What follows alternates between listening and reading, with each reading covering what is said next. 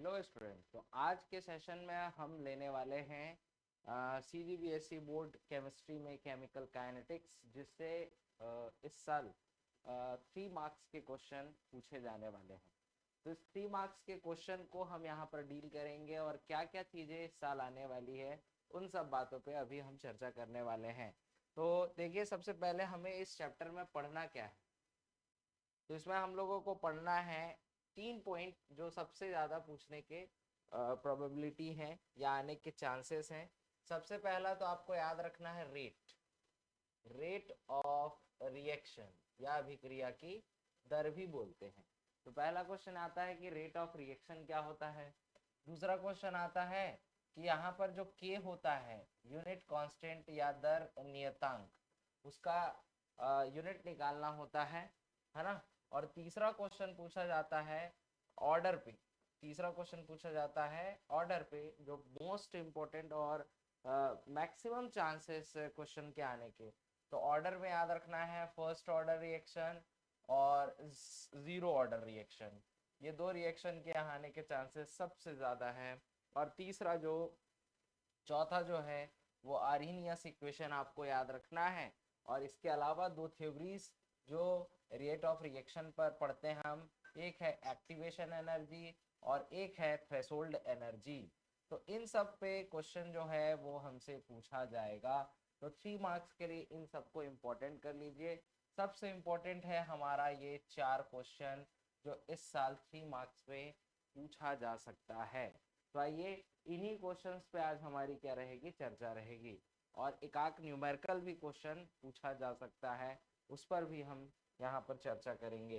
तो सबसे पहला क्वेश्चन हमसे पूछेगा कि रेट ऑफ रिएक्शन क्या होता है ना। सबसे फर्स्ट क्वेश्चन है हमारा रेट ऑफ रिएक्शन, या फिर इसी को बोलते हैं अभिक्रिया की दर। देखिए, जैसे हमारे पास एक रिएक्शन दिया है AABB और ये डी और डी एक रिएक्शन दे रखा है और इसका हम लोगों को रेट निकालना है। अब रेट क्या होता है, सबसे पहली बात होता है rate plus minus delta C by delta T. मतलब क्या है सर ये delta C by delta T. देखो, चेंज इन कंसंट्रेशन मतलब, देखिए जब भी आपके मन में रेट पूछे तो आपके मन में दो ख्याल आने चाहिए कि रेट को हम सिर्फ दो टर्म्स में ही यूज करते हैं। एक तो कंसंट्रेशन और दूसरा होता है प्रेशर। क्या बोला? एक तो कंसंट्रेशन और दूसरा प्रेशर। कंसंट्रेशन मतलब होती है सांद्रता और प्रेशर मतलब होता है दाब। अब कंसंट्रेशन जो है वो सांद्रता है और प्रेशर मतलब है दाब। तो सिर्फ दो ही टर्म यूज करते हैं कंसंट्रेशन में। इसके अलावा ना तो मोल, ना तो एटम, ना तो वेट, ना molecular weight, number of particle, कोई भी यूनिट टर्म्स रेट में हम अप्लाई नहीं करते। सिर्फ दो ही चीजों पे चलता है पूरा रेट, एक तो कंसंट्रेशन और दूसरा प्रेशर। इसको अच्छे से ध्यान रखिएगा। तो ये है रिएक्टेंट और ये क्या है बताओ, प्रोडक्ट। तो हम कहेंगे एक पर्टिकुलर टाइम में यदि जो कंसंट्रेशन या फिर प्रेशर है वो रिएक्टेंट या फिर प्रोडक्ट का जो भी क्या होता है बताओ, चेंज होता है, उसी को हम क्या कहते हैं, रेट ऑफ रिएक्शन कहते हैं। तो इसीलिए मैंने यहाँ पे लिख दिया plus C by delta T. अब ये साइन का मतलब क्या है, प्लस और माइनस का मतलब क्या है, इसको समझते हैं। फिर से एक बार डेफिनेशन सुन लो। चाहे रिएक्टेंट हो चाहे प्रोडक्ट हो, फिर से, चाहे रिएक्टेंट हो चाहे प्रोडक्ट हो, उसकी सांद्रता या दाब में परिवर्तन इकाई समय अंतराल में क्या कहलाता है, रेट ऑफ रिएक्शन कहलाता है। अब रेट ऑफ रिएक्शन में हम देख रहे हैं कि यहाँ पर एक ग्राफ बना के दिया हुआ है। तो ये ग्राफ हमें क्या दिखा रहा है, तो ये ग्राफ जो बना है वो कंसंट्रेशन और किसके बीच बना है, टाइम के बीच बनाया गया है। देखो, जैसे जैसे समय बढ़ रहा है, जैसे जैसे यहाँ पर समय बढ़ रहा है, एक ग्राफ हमें ऐसा मिलेगा और एक ऐसा मिलेगा। तो समय के साथ कंसंट्रेशन यदि क्या हो रहा है, बढ़ता जा रहा है, तो ऑब्वियस सी बात है प्रोडक्ट है जो किस साइन को दिखा रहा है, प्लस को दिखा रहा है। और समय बढ़ने के साथ साथ कंसंट्रेशन ऑफ रिएक्टेंट कम हो रहा है, जो कौन से साइन को दिखा रहा है, माइनस साइन को दिखा रहा है। तो क्वेश्चन पूछा जाता है कि प्लस और माइनस क्या चीज को दिखाता है। तो ये पहला पॉइंट हमें समझ में आया है। सेकेंड पॉइंट है कि कंसंट्रेशन क्या है। सही बात है, कंसंट्रेशन ही मोलैरिटी है। क्या बोला, कंसंट्रेशन ही मोलैरिटी है। और मोलैरिटी क्या होता है ये हम लोगों ने सॉल्यूशन में पढ़ा है, number of mole present in number of mole solute present in 1 liter solution is called molarity। तो मोलैरिटी में जो मोल होता है वो क्या होता है, वेट अपॉन मॉलिक्यूलर वेट, इसको लिखते हैं वी लीटर।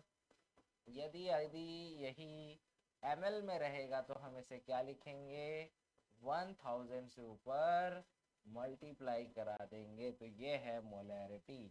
तो जो मोलैरिटी है वही तो क्या है बताओ, कंसंट्रेशन है। ध्यान रखना, जो मोलैरिटी है वही तो क्या है, कंसंट्रेशन है। तो जब भी मैं कंसंट्रेशन बोलूँ तो आपके मन में क्या आना चाहिए, मोलैरिटी आना चाहिए। यस, क्या आना चाहिए, मोलैरिटी। तो ये पॉइंट याद रखिएगा। कंसंट्रेशन क्या है, कंसंट्रेशन ही क्या है बताओ, मोलैरिटी है। कंसंट्रेशन ही क्या है, मोलैरिटी है। अब इसके बाद अपने नेक्स्ट पॉइंट पे चलते हैं। प्लस साइन हमको यहाँ पर क्या दिखा रहा है। यदि क्वेश्चन आ गया कि सर यहाँ पे प्लस साइन क्या दिखाता है, तो प्लस का मतलब होता है जैसे जैसे क्या हो रहा है, समय बढ़ रहा है, वैसे वैसे जैसे जैसे समय हमारा बढ़ रहा है वैसे वैसे प्रोडक्ट का कंसंट्रेशन भी बढ़ रहा है, वो प्लस बता रहा है। जैसे जैसे समय बढ़ रहा है रिएक्टेंट का कंसंट्रेशन कम हो रहा है, वो माइनस साइन हमको यहाँ पर बता रहा है। तो वो प्लस और माइनस का क्या हो गया एक साइन का मतलब हो गया कि वो क्या चीज को दिखा रहा है। अब यहाँ पर थोड़ा सा रेट ऑफ रिएक्शन का हमको क्या पूछा जाता है, रेट ऑफ रिएक्शन का एक डेरिवेशन बनाने के लिए बोल देगा, तो हम कैसे बनाएंगे, आओ समझते हैं। जैसे कि यहाँ पर ए रिएक्शन क्या दिया है बोलो, बी दिया है। ध्यान समझिए, ए रिएक्शन क्या दिया है बोलो, बी दिया है।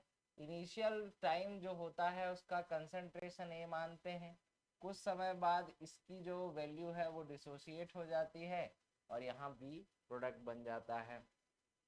यदि हम यहाँ पर R इक्वल टू लिखें, मतलब हम यहाँ पर लिखें क्या बताओ, इसका ए के रेस्पेक्ट में, ए के रेस्पेक्ट में, तो माइनस क्या लिखूंगा इसको, डी ए बाई क्या लिखूंगा, डी टी। ये लिखना और सीख लो। इसको क्या लिखेंगे, माइनस डी ए बाई क्या लिखेंगे बताओ, डी टी लिखेंगे। जो इधर रिएक्टेंट साइड है वो गायब हो रहा होता है और प्रोडक्ट साइड जो है बन रहा होता है, तो इधर प्लस और इधर क्या लिखना है, माइनस। ये इसका डिफरेंशिएट फॉर्म है, ठीक है। तो यहाँ से क्या लिखता हूँ मैं बताइए, minus d A by D T है, तो बताओ प्रोडक्ट माइनस क्या करेंगे, रिएक्टेंट करेंगे, तो सामने तो माइनस लगा ही है, तो क्या हो जाएगा बताओ, ए माइनस, ये क्या हो जाएगा, ए माइनस एक्स, और माइनस क्या हो जाएगा, ए हो जाएगा, और डिवाइडेड बाय क्या लिख दें बताओ इसे, डी टी। तो बताइए माइनस का अंदर होगा तो ये माइनस हो जाएगा और ये प्लस हो जाएगा, तो ये से ये क्या हो गया, कैंसिल। तो यहाँ पर हमारा सिर्फ क्या बच गया बताओ एक्स बच गया, वो भी कौन से फॉर्म में, प्लस फॉर्म में। और डी टी क्या हो जाएगा बताओ, अब ये क्या है देखो, डी टी क्या लिखेंगे बताओ, फाइनल क्या है टी और इनिशियल क्या है 0, तो ऑब्वियस सी बात है टी आएगा। तो बताओ रेट का क्या फॉर्मूला यहाँ पर तैयार हो गया है बताओ, एक्स बाय टी। यस, तो ये है रेट का फॉर्मूला। हमसे पूछेगा रेट निकालने का कोई फॉर्मूला है क्या, तो आंसर एक्स बाई टी। खैर आप परीक्षा बोध करके पढ़ेंगे तो उसमें ये फॉर्मूला नहीं दिया हुआ है, लेकिन फिर भी आपको ध्यान रखना है, यदि ऐसे क्वेश्चन आ जाए तो हमें इसे इस तरीके से क्या करना है बताइए, डील करना है। इसके बाद नेक्स्ट हम आगे बढ़ते हैं हाँ, यहाँ पर कुछ यूनिट्स की बात कर रहा है। जैसे यहाँ पर यदि 1 मार्क्स में क्वेश्चन आता है तो आपको यूनिट्स थोड़ा ध्यान रखना है, जो मोस्ट इम्पोर्टेंट है यहाँ से जो क्वेश्चन के फॉर्म पे पूछा जा सकता है। देखिए, एक तो है एवरेज रेट ऑफ रिएक्शन और एक है instantaneous rate of reaction.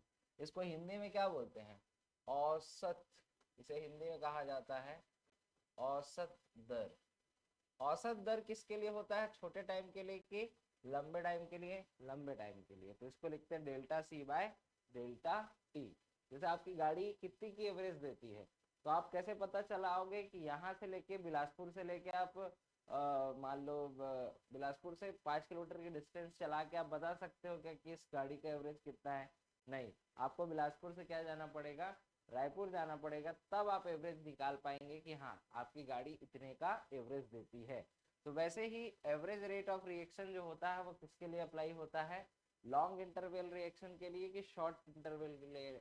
Long interval, लंबे समय अंतराल के लिए हम औसत दर का इस्तेमाल करते हैं। इंस्टेंटेनियस रेट ऑफ रिएक्शन छोटे समय अंतराल के लिए हम क्या करते हैं, इस्तेमाल करते हैं। तो याद रखना है यहाँ पर D by D C, D C by D T plus minus का क्या करेंगे बताओ, इस्तेमाल करेंगे। तो ये दो तरीके का हम लोगों को रिएक्शन लिखने के लिए आएगा। और इम्पोर्टेंट करिए ये वाला जो पॉइंट है 2026 के लिए, आपको कोई सा भी रिएक्शन दे देगा और बोलेगा चलिए इसका average rate of reaction, instantaneous rate of reaction लिख कर दिखाइए करके, तो आपको ये बताना रहेगा कि इसको हम कैसे लिखते हैं, है ना। उसके बाद नेक्स्ट आता है हमारा यूनिट। यूनिट तो मोस्ट इंपॉर्टेंट है, मैं पहले से बोलता आ रहा हूँ। यहाँ पर जो आपको अच्छे से ध्यान रखना है वो है इसके यूनिट्स। यूनिट पर यहाँ पर सीधा सीधा फर्स्ट 1 मार्क्स का क्वेश्चन कई बार पूछा गया है। जैसे कंसंट्रेशन के टर्म में यदि इसका यूनिट निकालेंगे, दो ही टाइम तो बोला हूँ, एक कंसंट्रेशन और प्रेशर, और कुछ नहीं है, ध्यान रखना। चलो, कंसंट्रेशन में क्या होता है, delta C by delta T. फिर से बोलो, delta C by delta T. तो डेल्टा सी क्या है, कंसंट्रेशन है। कंसंट्रेशन क्या है, मोलरिटी, और मोलरिटी क्या है, मोल बाय यस वी लीटर। तो देखें मोल बाय लीटर और टाइम क्या है बताओ, सेकेंड। तो मोल बाय लीटर कंसंट्रेशन का यूनिट हो गया और टाइम का क्या हो गया, सेकेंड हो गया।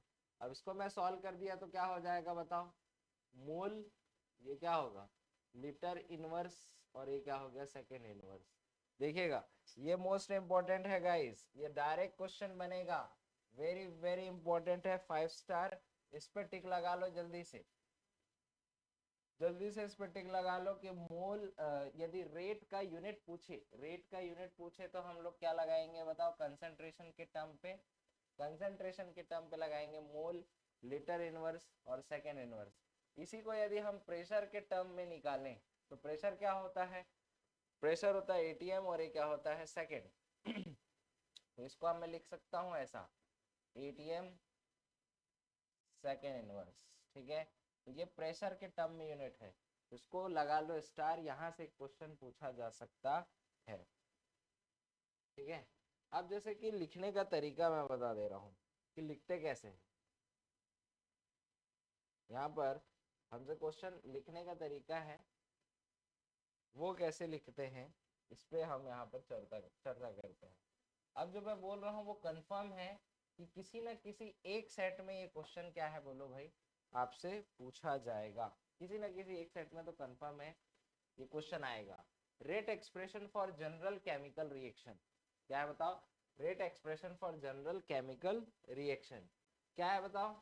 आपको एक रिएक्शन दिया है, ध्यान से देखो, हमको एक रिएक्शन दिया है यहाँ पर ये, और इसका बोल रहा है, कुछ भी बोल सकता है, इंस्टेंटेनियस रेट ऑफ रिएक्शन लिखो या एवरेज रेट ऑफ रिएक्शन लिखो, तो हम इसका लिखते हैं इंस्टेंटेनियस रेट ऑफ रिएक्शन। देखो जो भी है उस, जैसे सामने में ए है तो इधर वाला जो रिएक्टेंट साइड है वो माइनस होगा, और जो ए है उसको हम ऐसे लिखेंगे -1/a। और वो क्या है बताओ, डिफरेंशिएट फॉर्म है, तो बताओ डी क्या हो जाएगा, ए बाई क्या लिख देंगे इसे, डी टी।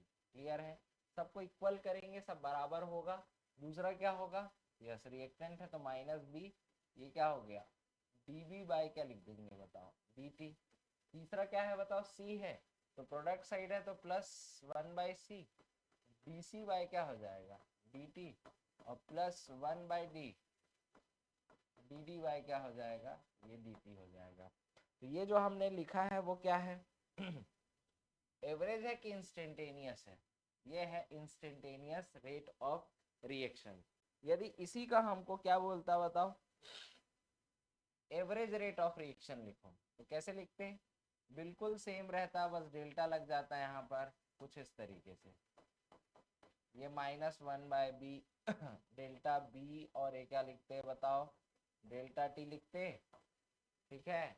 और ये तीसरे को क्या लिखोगे बताओ, +1 क्या लिख देंगे इसको बताओ, सी, डेल्टा सी बाय क्या लिखोगे, डेल्टा टी, इक्वल टू क्या होगा, +1/d, डेल्टा डी बाय क्या होगा, डेल्टा टी।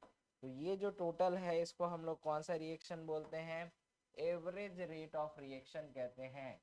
तो ये है फर्स्ट वाला इंस्टेंटेनियस रेट ऑफ रिएक्शन, और सेकंड वाला क्या है, एवरेज रेट ऑफ रिएक्शन। कुछ इस तरीके से हम इसे निकाल सकते हैं, और ये लिख लो 2026 के लिए वेरी वेरी इंपॉर्टेंट क्वेश्चन जो आएगा, मतलब आएगा किसी ना किसी एक सेट में।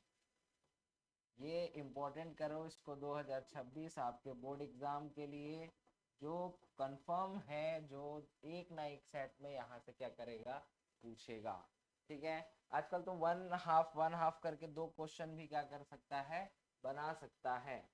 हाँ, अब एक बात थोड़ा सा ध्यान रख लीजिए, यहाँ पर जो क्वेश्चन बनता है, एक बात को ध्यान रख लो कि यहाँ किसको किसको क्या क्या बोलते हैं, यहाँ पर किसको किसको क्या क्या बोलते हैं, इसको थोड़ा सा ध्यान रख लो। देखो, यदि पूरा जो हम लोगों ने लिखा है ना -1/a करके, यदि -1/a करके लिखा है और dA/dt है, तो इस पूरे टर्म का मतलब होता है a के रिस्पेक्ट में रेट ऑफ रिएक्शन। फिर से बोलो इस पूरे का मतलब होता है ए के रेस्पेक्ट में रेट ऑफ रिएक्शन, ठीक है। तो वैसे ही होगा सेकंड वाला भी, बी के रिस्पेक्ट में पूरा का पूरा, सी के रिस्पेक्ट में पूरा का पूरा, यह है डी के रिस्पेक्ट में, यह है डी के रिस्पेक्ट में, समझ आया यदि ऐसा लिखा है तो। अब एक बात और ध्यान सुनो, यदि यहाँ पर माइनस, यदि यहाँ पर क्या लिखा होता, -dA/, क्या लिखा होता, dt, तो यहाँ पर हम a के रेस्पेक्ट में रेट ऑफ रिएक्शन नहीं कह रहे होते, यहाँ पर हम कह रहे होते हैं कि यहाँ पर डिसअपीयरेंस ऑफ a है, रेट ऑफ डिसअपीयरेंस है किसका बताओ, a का। तो डिसअपीयरेंस है a के विलोपन की दर, या rate of disappearance of a, आप इसको ऐसे लिखेंगे। यदि ये टर्म है सेम टू सेम यदि बी रहता तो हम उसको बोलते बी के डिसअपीयरेंस की रेट है, सी रहता तो सी को क्या बोलते हैं, अपीयरेंस, या फिर क्या बोलते हैं, फॉर्मेशन, या फिर क्या बोलते हैं इंग्लिश में, हिंदी में प्रगटन की दर बोलते हैं इसको। किसकी दर बोलते हैं, प्रगटन की दर। तो ये प्रगटन की दर कहलाता, इसको हम क्या बोलते हैं बताओ, इसको हम बोलते हैं प्रगटन की दर, प्रगट हो रहा है। और डी वाला भी क्या हो रहा है, प्रकट हो रहा है, यदि हम उसको इस फॉर्म में लिख रहे होते। क्या ये बात समझ में आई, यदि हम उसको इस फॉर्म में लिख रहे होते तो हम ऐसा बोलते, लेकिन इस फॉर्म में लिखे हैं तो वो रिस्पेक्ट में कहलाएगा। ये टर्म अच्छे से क्लियर होना चाहिए जब आप क्वेश्चन को सॉल्व करने जाएंगे। एक आध क्वेश्चन हमको यहाँ से ऐसा पूछ सकता है, तो हम उस पर एक क्वेश्चन ले लेते हैं, और इसको बिल्कुल एक बार प्रैक्टिस बिल्कुल कर ही लेना, ताकि इस टाइप के क्वेश्चन अब पूछे जा सकते हैं। चलो, तो एक क्वेश्चन हमारे सामने यहाँ पर दिया हुआ है। अब इस क्वेश्चन में क्या बोला है देखो ध्यान से, 2a + 3b रिएक्शन 4c + क्या दे रखा है, 5d दे रखा है। 2a + 3b reaction 4c + 5d दे रखा है, और यहाँ पर बोल रहा है, ध्यान से देखो, rate of disappearance of b is 0.06 mole per litre, minimum, minimum नहीं है मिनट है, then find out rate of reaction, rate of disappearance. अब देखो इस टाइप के क्वेश्चन को कैसे सॉल्व करते हैं। इस टाइप के क्वेश्चन में सबसे पहले जो दिया है हमको रेट, उसको आप लिख लो।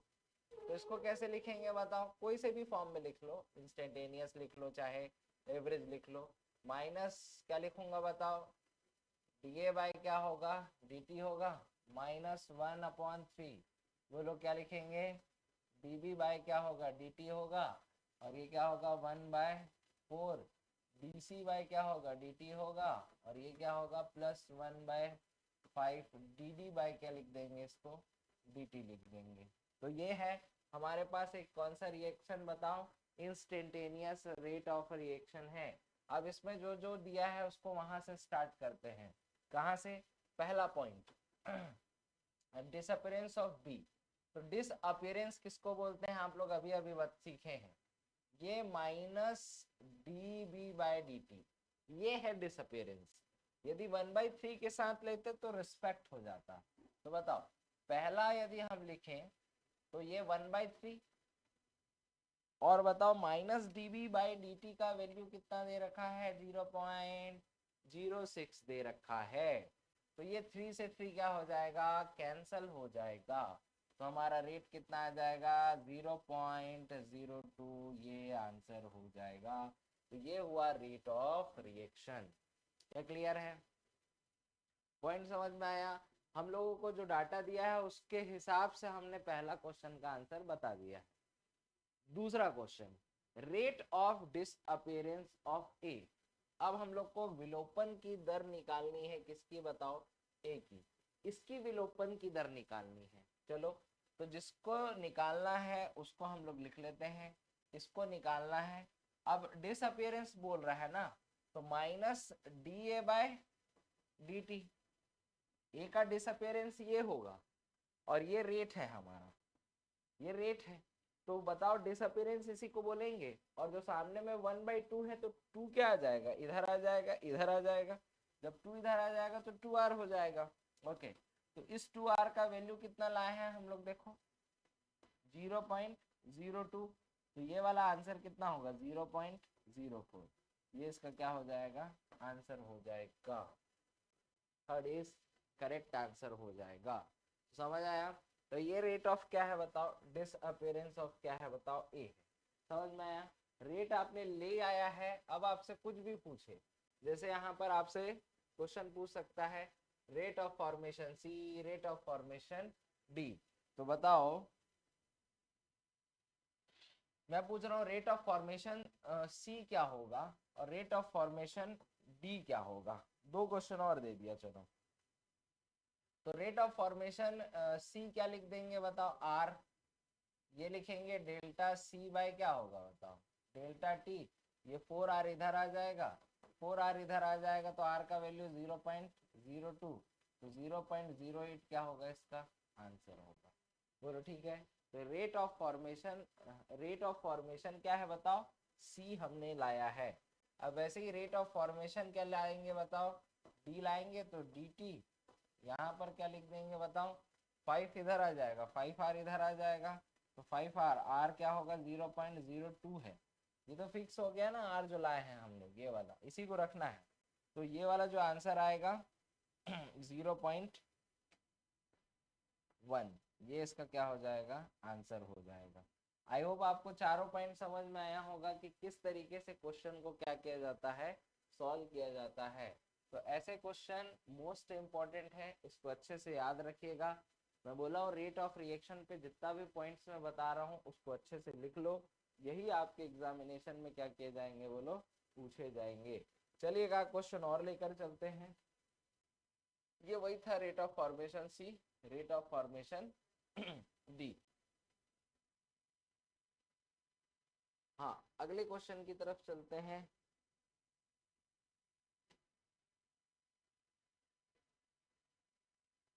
चलिए पढ़िए पहले क्वेश्चन क्या है। एकदम सिंपल सा क्वेश्चन है, इसमें हिंदी में भी बता दे रहा हूँ ताकि आप हिंदी इंग्लिश दोनों में देख रहे हैं, जिसे पढ़ने में दिक्कत ना हो। Rate with respect to A is 0.3, बहुत बढ़िया। अब देखो यहाँ पर लैंग्वेज को वो क्या कर दिया बोलो बदल दिया। रेट विथ रिस्पेक्ट टू क्या बोल रहा है ए इज 0.3, कितना बोल रहा है is 0.3, then find out rate of reaction. सबसे पहला काम कुछ मत करिए, इसको ओपन कर लीजिए, एवरेज रेट ऑफ रिएक्शन लिख लो इसका या इंस्टेंटेनियस लिख लो। ये हो जाएगा हमारा D A by D T, ये होगा minus D B by D T, और ये होगा हमारा प्लस 1/4 डी सी बाय क्या होगा डी टी, और ये होगा हमारा +1/2 D D by D T. तो ये हमने लिख लिया है। अब इसमें हम लोगों को क्या याद रखना है, एक बात का ध्यान रखेंगे। यहाँ पर हम लोगों को जो ध्यान रखना है वो है कि हमको क्वेश्चन में दिया क्या है। तो क्वेश्चन में देखो ना क्या लिख रखा है, ए के रेस्पेक्ट में। अब ए के रेस्पेक्ट में मैं इसको माइनस के साथ लूं कि पूरा लूं? यस, सही देखा आपने, पूरा लीजिए। तो ये आंसर क्या हो गया 0.3। तो देखो पहले क्वेश्चन का आंसर आ गया कि नहीं आ गया, बताओ। आंसर हो गया रेट ऑफ रिएक्शन 0.3। क्लियर है? क्लियर है।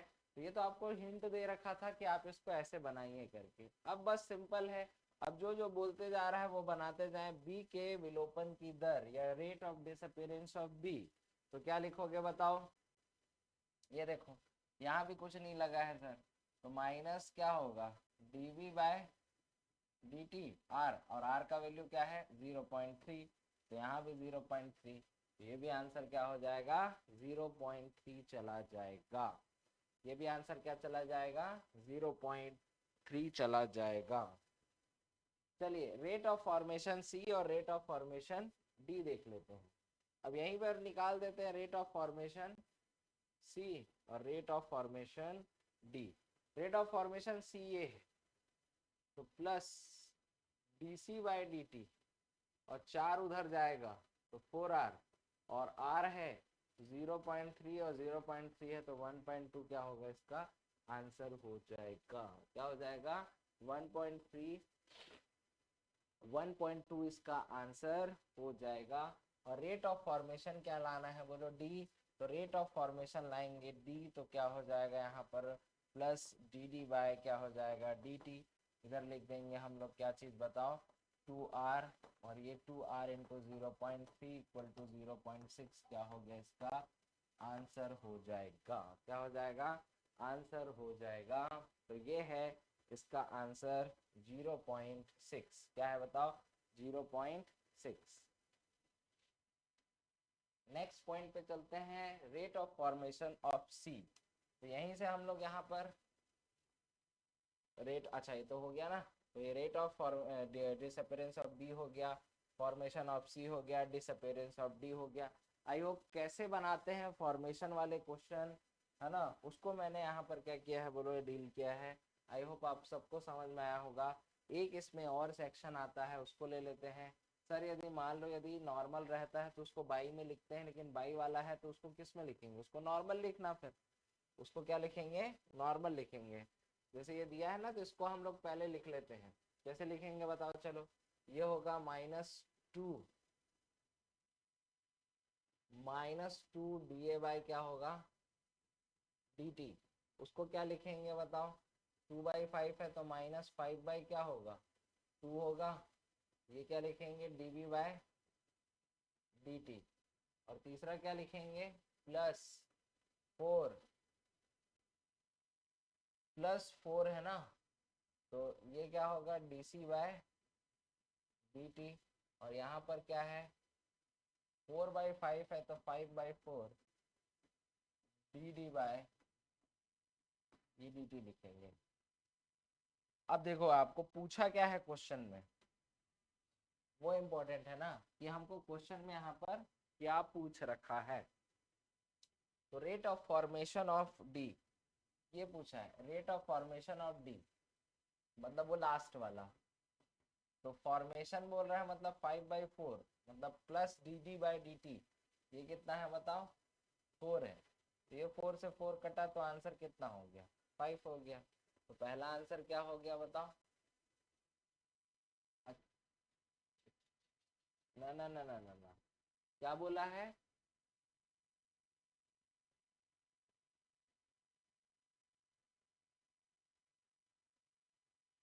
हाँ पहला रेट तो हमने बता दिया है कि इतना आना है। देन फाइंड आउट हमको क्या करना है ए के रेस्पेक्ट में। अब ए के रेस्पेक्ट में मतलब ये वाला, तो हमारा रेट कितना है 5 आया है ना। अब इसके रिस्पेक्ट में निकालते हैं तो ये पूरा का पूरा आएगा ना -2 d A by D T. तो ये आर है, तो इस आर का वैल्यू कितना है बोलो 5 है, इसका वैल्यू कितना है 5 है, तो आंसर क्या हो जाएगा, ये 5 हो जाएगा। क्लियर है। दूसरा क्वेश्चन पूछ रहा है बी, तो बी के रिस्पेक्ट में हमको आंसर बताना है, इसके बी के रिस्पेक्ट में। चलो तो बी के रिस्पेक्ट में हम कैसे लाएंगे बताओ, माइनस डीबी बाय क्या होगा dt, और ये कितना दे रखा है 5/2, तो यहाँ पर क्या लिख देंगे बताओ, जब इधर पलट के आएगा तो ये क्या हो गया 2/5, और r कितना है हमारा 5, तो ये से ये कैंसिल हो जाएगा, तो ये आंसर कितना हो जाएगा 2 हो जाएगा। कितना हो जाएगा 2 हो जाएगा। तो rate of disappearance of B क्या हो जाएगा हमारा 2। इसके बाद नेक्स्ट क्वेश्चन है हमारा third, rate of formation of क्या निकालना है बोलो सी। अब रेट ऑफ फॉर्मेशन ऑफ सी निकालना है तो इसको पकड़ लो, तो क्या हो जाएगा बताओ, देखो डी सी बाय क्या होगा डी टी। अब देखो 4 है ना सामने में, तो 4 उधर गया तो 1 बाय क्या होगा 4, और ये 5 है, तो 4 बन जा 4, 1.25 कितना होगा ये 1.25 हो जाएगा।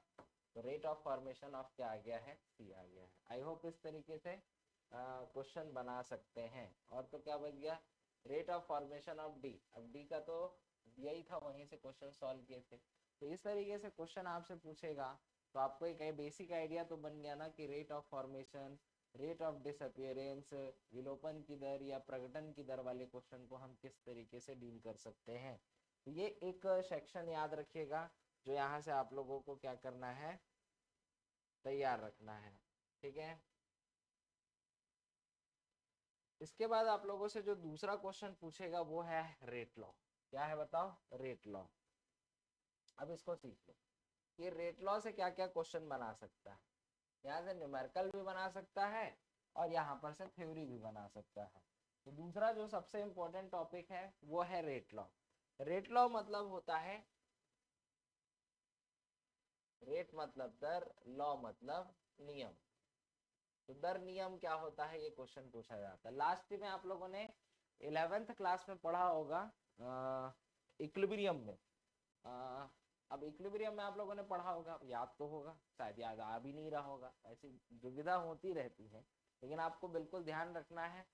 लास्ट ईयर द्रव्यानुपाती क्रिया का नियम आप लोगों ने पढ़ा होगा, तो वहां पर याद होगा आप लोगों को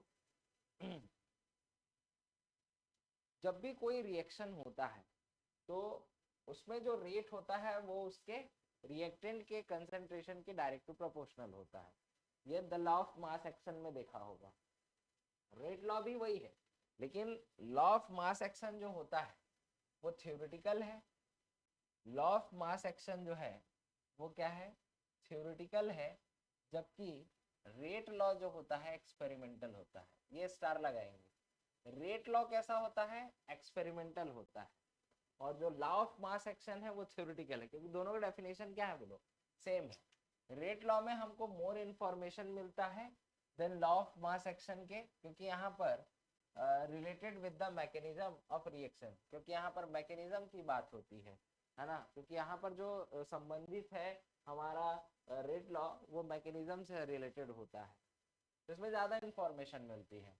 for single step experimental reaction rate law, law of mass action में भी सेम, वो भी लॉ ऑफ मास एक्शन भी क्या हो सकता है, सेम होता है, हो सकता है इस सिंगल एक्सपेरिमेंटल रिएक्शन के। एक लाइन याद रखो, जो रेट लॉ होता है वो कंसंट्रेशन के, रिएक्टेंट के, क्या बोलेंगे, रेट लॉ, जो रेट ऑफ रिएक्शन होता है वो रिएक्टेंट के कंसंट्रेशन के मल्टीप्लिकेशन के क्या होता है, डायरेक्ट टू प्रोपोर्शनल होता है। रेट को हटाओगे तो क्या हो जाएगा, ये ए हो जाएगा और ये क्या हो जाएगा, बी हो जाएगा। लेटर रिएक्शन यहाँ ए होगा और ये बी होगा। तो ये जो कहलाता है इसी को हम बोलते हैं रेट इक्वेशन। क्या बोलते हैं इसी को, रेट इक्वेशन कहा जाता है।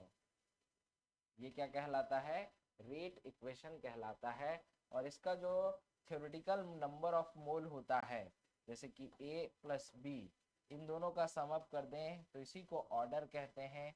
इसी को हम क्या कहते हैं, कोटि के नाम से जानते हैं, जो आपके एग्जाम्स में पूछा जाता है। तो ये ऑर्डर है ये ऑर्डर है, ये कोटि है जो बोर्ड एग्जाम के लिए वेरी वेरी क्या है, इम्पोर्टेंट है, वेरी वेरी ना, ये सब वेरी वेरी इंपॉर्टेंट है बोर्ड एग्जाम में, ये बहुत इंपॉर्टेंट है, ये क्वेश्चन आपसे पूछे जाते हैं। तो क्या क्या डेफिनेशन बनाया बताओ, डेफिनेशन कैसे लिखेंगे, यदि इसका डेफिनेशन लिखना है तो क्या बोलेंगे, according rate law of reaction is directly proportional to the multiple of concentration of reactant. मतलब किसी अभिक्रिया की दर उसके क्रिया कारकों की सांद्रताओं के गुणनफल के सीधे समानुपाती होता है। जैसे कि ये रिएक्शन दिया है तो R हमने डायरेक्ट प्रोपोर्शनल लिखा है, यहाँ पर K लगाया है कांस्टेंट, इसी को हम कहते हैं रेट इक्वेशन। तो rate equation is experimental here, ये वाला कटा नहीं है, ये वाला यहीं पे पास में है। The experimental mole of reactant which is also known as order of reaction, जो A प्लस B है यहाँ पर, उसको हम बोलते हैं rate equation is experimental here. Experimental here the experimental mole, जो एक्सपेरिमेंटल मोल है यही क्या है बताओ, ऑर्डर ऑफ रिएक्शन है। यस, यही ऑर्डर ऑफ क्या है बताओ, रिएक्शन है। तो रेट इक्वेशन आपका एक्सपेरिमेंटल होगा, रेट इक्वेशन हमारा क्या होगा, एक्सपेरिमेंटल होगा, इस बात का ध्यान रखेंगे। इसके बाद आता है, इसके बाद आता है the main value of m and k B obtain in following वे। अब याद रखिएगा mn जो होता है वो कैसे निकाल सकते हैं। तो पहला point, the experimental reaction is given then can directly write down the equation. यदि एक्सपेरिमेंट लिखा है तो उसको हम डायरेक्ट लिख सकते हैं।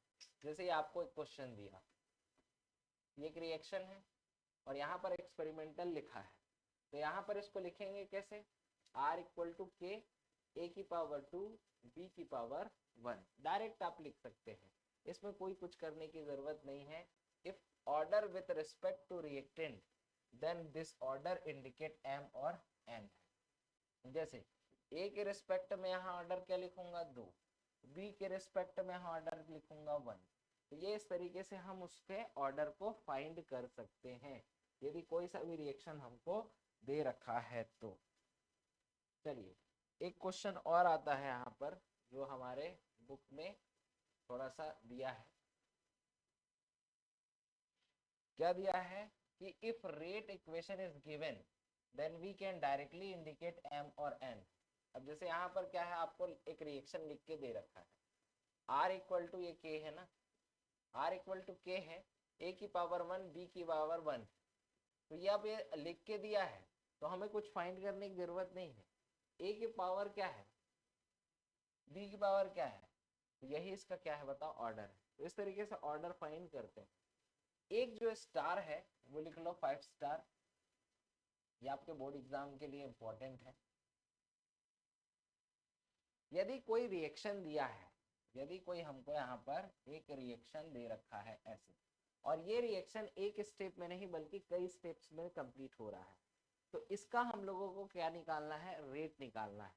तो एक फास्ट एक स्लो है, तो हम कौन से स्टेप को रेट डिटर्मिनेशन स्टेप मानते हैं, जो स्लो स्टेप होता है उसे रेट डिटर्मिनेशन स्टेप माना जाता है। ये क्वेश्चन आपके बुक में भी दिया है, what is the RDS. RDS वो है जो रिएक्शन क्या होता है, एक रिएक्शन कई स्टेप में चलता है, तो उसमें जो स्लो स्टेप होता है, जो स्लो स्टेप होता है उसी को हम आरडीएस कहते हैं। आरडीएस मतलब हिंदी में दर निर्धारक पद के नाम से जाना जाता है। तो ऐसा भी क्वेश्चन आ सकता है कि कोई यदि केमिकल रिएक्शन कई स्टेप्स में भी कंप्लीट हो रहा है तो कौन से स्टेप को हम आरडीएस मानते हैं, रेट डिटर्मिनेशन स्टेप मानते हैं, स्लो वाले को माना जाता है। तो यहाँ पर से हम लोग क्या लिखेंगे बताओ, इसका रेट लाना है तो फास्ट वाले को पकड़ेंगे कि स्लो वाले को, यस ये सेकेंड वाले को। तो यहां से मैं इसका रेट इक्वेशन लिखूं R इक्वल टू के, बी और क्या लिखूंगा बताओ, सी। अब ध्यान से देखना है, जब आपने ये रिएक्शन लिखा है तो ये रिएक्शन में जो रिएक्टेंट है वो क्या मेन रिएक्शन में प्रेजेंट है कि नहीं है। देखो सर यहाँ पर बी है और ये क्या है बताओ, सी है, तो यहाँ पर तो है सर। यदि नहीं रहता तो हम इसे क्या करते बताओ, किसी दूसरे रिएक्टेंट से क्या करते बोलो, चेंज करते हैं। तो यहाँ पर क्या है, R इक्वल टू बी और ये क्या है बताओ, सी है। तो ये बी है यहाँ पर और ये सी भी है यहाँ पर। तो इसका क्या होगा, सेकेंड स्टेप से R इक्वल टू के बी की पावर 1 और सी की पावर क्या हो जाएगा 1। तो याद रखना स्लो स्टेप को पकड़ते हैं जब भी क्या निकालते हैं हम, रेट ऑफ रिएक्शन किसका बताओ, जब एक से ज्यादा स्टेप में चल रहा हो रहा होता है। तो अब एक आता है हमारा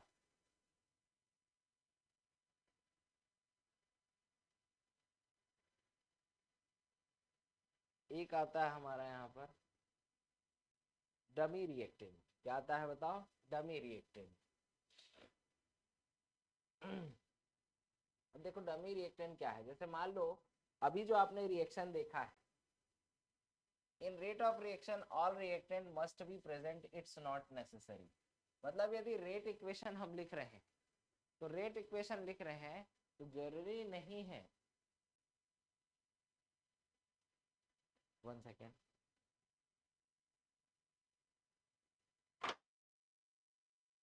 आजा।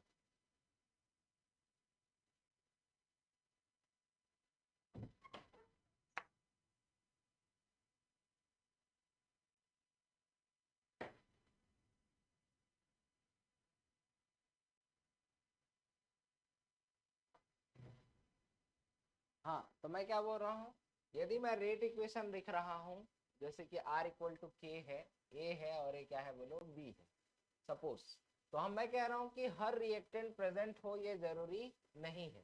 फिर से सुनो, यदि कोई रिएक्टेंट है रेट इक्वेशन में तो हर वो प्रेजेंट हो वो जरूरी नहीं है। यदि स्लो स्टेप मैकेनिज्म की बात करता हूँ, if in slow step of mechanism of dummy reactant is present, यदि स्लो स्टेप में डमी रिएक्टेंट प्रेजेंट होता है तो मैंने क्या कहा, हर रिएक्टेंट प्रेजेंट हो जरूरी नहीं है। जैसे कोई आपने रेट इक्वेशन लिखा, मैं भी क्वेश्चन के माध्यम से समझा दूंगा, पहले ये समझ लेते हैं।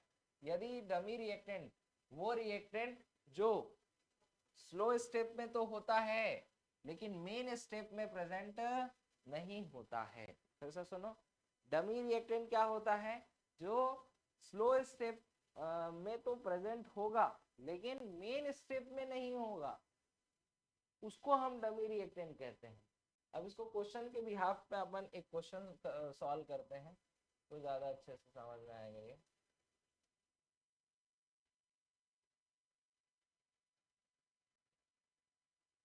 जैसे इस क्वेश्चन को यहां से समझते हैं, क्या बोला है, इसमें दिख रहा, इसमें दिख रहा,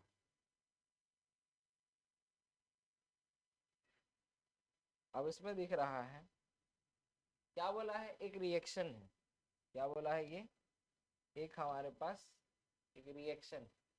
अब इस रिएक्शन को देखो ध्यान से कि ये एक स्टेप में कंप्लीट हो रहा है कि एक से ज्यादा स्टेप में कंप्लीट हो रहा है। सर ये तो एक से ज्यादा स्टेप में कंप्लीट हो रहा है। हाँ हाँ मुझे भी ये क्या दिख रहा है, एक से ज्यादा स्टेप में कंप्लीट हो रहा है। तो बताइए रेट इसका कैसे फाइन करेंगे। हाँ आप लोग सोचने का मैं मौका देता हूँ, सोचिए इसको। हाँ बहुत अच्छा सोचा आपने, क्या बोला था मैंने, स्लो स्टेप। तो सर हमने ये स्लो स्टेप पकड़ लिया, सॉरी या हमने ये स्लो स्टेप पकड़ लिया, ठीक है। अब स्लो स्टेप में ध्यान से देखिए एक चीज ध्यान से देखिए कि यहाँ पर जो x है क्या वो मेन स्टेप में है, सर ये तो नहीं है। क्या c है वो मेन स्टेप में है, हाँ सर ये तो है। तो x यहाँ पर क्या हो गया, स्लो स्टेप में तो है, स्लो स्टेप में तो है लेकिन मेन स्टेप में प्रेजेंट नहीं है। तो ऐसे रिएक्टेंट को हम क्या बोलते हैं, यस डमी रिएक्टेंट, छद्म क्रिया कारक कहते हैं। तो ऐसे को हम अगले स्टेप का इस्तेमाल करके लाने की कोशिश करेंगे। इसका इस्तेमाल करते हैं, यहां से x आ जाएगा तो इसका क्या निकालते हैं बोलो, केसी निकालते हैं। तो केसी क्या होता है, प्रोडक्ट बाय रिएक्टेंट, तो x अपॉन क्या हो जाएगा, a और a क्या हो जाएगा बोलो, b हो जाएगा। अब देखो x का वैल्यू चाहिए हमें, किसका वैल्यू चाहिए बताओ, x का। तो x का वैल्यू लाएंगे तो क्या हो जाएगा यहाँ पर KC, और ये क्या होगा AB। ये क्या होगा, x का वैल्यू लाएंगे तो KC और AB हो गया। तो यहाँ से हम क्या लिख सकते हैं बताओ, इस वैल्यू को हम यहाँ पर पुट कर देते हैं। तो ये क्या होगा KC, ये क्या होगा A, और ये क्या हो गया B, और ये वाला क्या हो गया बोलो C।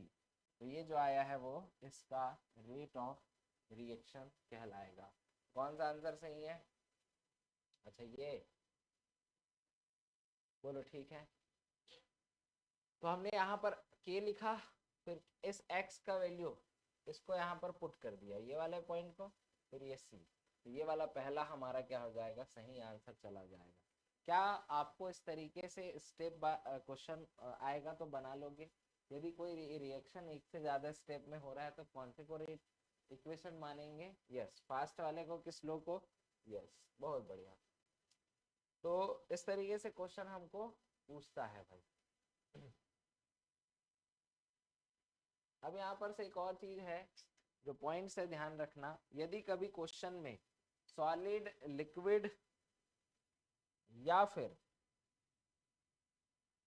एक्सेस लिखा है, यदि किसी क्वेश्चन में सॉलिड, लिक्विड, एक्सेस लिखा है, यदि किसी क्वेश्चन में सॉलिड, लिक्विड और एक्सेस लिख रखा है, तो उसे हम रेट इक्वेशन में काउंट नहीं करते हैं। जैसे यहाँ पर एक रिएक्शन एक्सपेरिमेंटल लिखा है, यहाँ पर 2A को क्या कर दिया है, एक्सेस में लिखा, तो 2A एक्सेस में है तो उसे काउंट नहीं करते हैं। तो क्या लिखेंगे, सिर्फ B को R equal to K B की पावर C हो जाएगी। वैसे आप लोग मुझे बताएं, जैसे यहाँ पर 2A प्लस B रिएक्शन क्या है बताओ, C दिया हुआ है, और यहाँ पर एक्सपेरिमेंटल लिखा हुआ है, तो इसका आपसे मैं रेट इक्वेशन पूछूंगा, दर दर समीकरण पूछूंगा।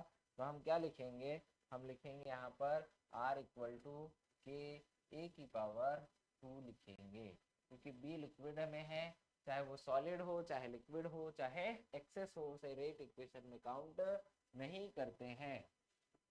यदि H और OH माइनस की बात करूं, यदि ये मीडियम को रिप्रेजेंट करते हैं तो भी उसे हम रेट इक्वेशन में काउंट नहीं करते हैं। एक बात याद रखिए, H प्लस या OH माइनस यदि मीडियम को रिप्रेजेंट कर रहे हैं तो भी उसे रेट इक्वेशन में काउंट नहीं करते हैं। एक बहुत फेमस एग्जांपल है, एक बहुत फेमस एग्जांपल है इसका बताओ, hydrolysis of ester in acidic medium. Hydrolysis of ester in acidic medium, ये देखो एस्टर है और ये हाइड्रोलिसिस है, और एसिडिक मीडियम H प्लस है। तो हम इसको हम रेट ऑफ रिएक्शन में काउंट नहीं करते। लिक्विड तो वैसे भी काउंट नहीं हो रहा है, तो इसका rate R equal to K क्या हो जाएगा, ये। तो ये कौन सा ऑर्डर रिएक्शन है, फर्स्ट ऑर्डर रिएक्शन है। ये कई बार आपका सीधा क्वेश्चन भी बन जाता है कि hydrolysis of ester in acidic medium कौन से ऑर्डर ऑफ रिएक्शन को दिखाता है, तो फर्स्ट ऑर्डर ऑफ रिएक्शन को दिखाता है। ये याद रखिएगा, ये कौन से ऑर्डर ऑफ रिएक्शन को दिखाता है, फर्स्ट ऑर्डर ऑफ रिएक्शन को भी दिखाता है, ये आपको ध्यान रखना है। लेकिन रिएक्शन क्या बोलते हैं, खुद पार्टिसिपेट करे, ये तो फर्स्ट ऑर्डर हो गया। यदि यहाँ पर वो खुद रिएक्शन में क्या करे बोलो, पार्टिसिपेट करे, यदि खुद रिएक्शन में पार्टिसिपेट करे तब हम उसे कंसीडर करेंगे। ये देखो NaOH, तो यहाँ से ये बनेगा, तो ये कौन सा ऑर्डर हो जाएगा बताओ, सेकंड ऑर्डर रिएक्शन हो जाएगा। तो याद रखना ये क्वेश्चन वेरी वेरी इंपॉर्टेंट है इसका रेट लॉ का। आओ क्वेश्चंस बना लेते हैं, इसमें कैसे कैसे क्वेश्चन आते हैं उस पर चर्चा कर लेते हैं।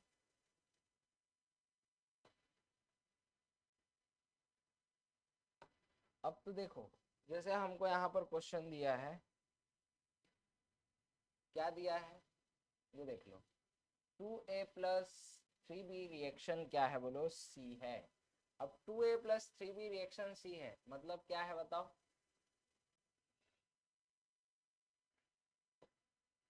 मतलब ये बोल रहा है कि A को डबल किया गया और B को ट्रिपल किया गया।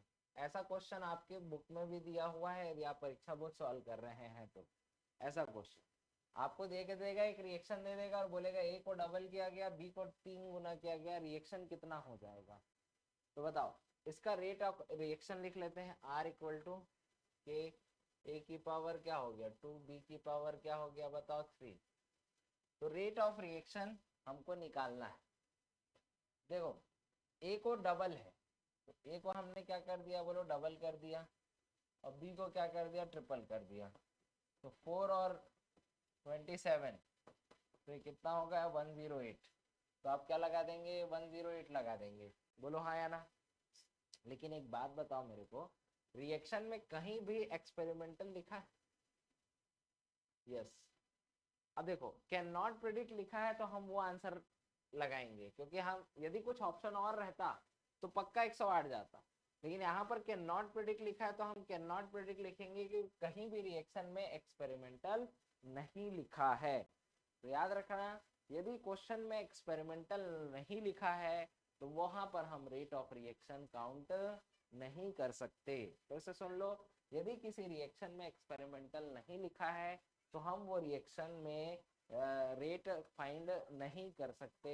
ये हमको यहाँ पर ध्यान रखना बहुत जरूरी है। अब जैसे मैं अगला क्वेश्चन दिया, इस क्वेश्चन को ध्यान से देखो, यहाँ पर क्या बोला है, इस रिएक्शन को दिया है और इस रिएक्शन में बोल रहा है कितना हो जाएगा। तो R इक्वल टू के लिखूंगा, इसको A लिख दूंगा, B की पावर क्या हो जाएगा बताओ, यहाँ पर 3 हो जाएगा। A को सेम रखा गया, B को 3 गुना किया गया, A के साथ कोई छेड़खानी नहीं है, 3 को 3 टाइम कर दिया है, तो 3 को 3 टाइम करेंगे तो कितना हो जाएगा 27। सर यहाँ पर भी तो कुछ नहीं लिखा है, यहाँ पर भी तो एक्सपेरिमेंटल नहीं लिखा है। अब यहाँ पर एक्सपेरिमेंटल नहीं लिख रहा है, लेकिन ऑप्शन में तो फाइंड आउट नहीं लिखा है ना, तो हमको अकॉर्डिंग ऑप्शन के जाना है। तो आंसर यहाँ पर क्या होगा 27 हो जाएगा। क्या बात समझ में आ रही है? तो ऐसा सिंपल क्वेश्चन आपको ध्यान रखना है। एक क्वेश्चन ऐसा दिया, R इक्वल टू के ए की पावर 2 बी की पावर 1, यदि ए के कंसेंट्रेशन को डबल और बी को सेम कर दिया गया तो क्या हो जाएगा। अब देखो सर यहाँ पर भी तो फाइंड नहीं कर सकते, ये लगा सकते हैं ना, नहीं, यहाँ पर एक्सपेरिमेंटल नहीं लिखा है, लेकिन जब किसी का रेट इक्वेशन लिख के दिया है, जब किसी का रेट इक्वेशन लिख कर दिया है तो समझ जाओ वो एक्सपेरिमेंटल है। समझ गए? सब कॉन्सेप्ट समझ में आ रहा है? यदि किसी का रेट इक्वेशन लिख के दे दिया, यदि किसी का रेट इक्वेशन लिख के दे दिया तो समझ जाइए वो क्या है बताइए, एक्सपेरिमेंटल है। तो यहाँ पर ए को डबल किया गया है और बी को क्या किया गया है बताओ, सेम रखा गया है। तो यहाँ रेट ऑफ रिएक्शन कितना हो जाएगा 4 टाइम्स हो जाएगा। कितना हो जाएगा 4 टाइम्स हो जाएगा। ऐसा क्वेश्चन आपके परीक्षा बोर्ड में दे रखा है, तो उस क्वेश्चन पे आपको क्या करना है बोलो, प्रैक्टिस करना है, और प्रैक्टिस अच्छे से करना है।